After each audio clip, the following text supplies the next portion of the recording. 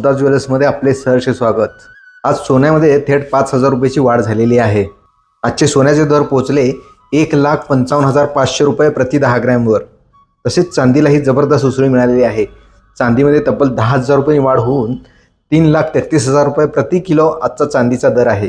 हा फक्त भाववाढीचा आकडा नाही, हा जागतिक बाजारात सुरू असलेला मोठा बदल आहे। डॉलरची कमजोरी, जागतिक अनिश्चितता, इंडस्ट्रियल डिमांड आणि सुरक्षित गुंतवणुकीकडे लोकांचे कल याचा थेट फायदा सोन्याच्या दरावर होतो।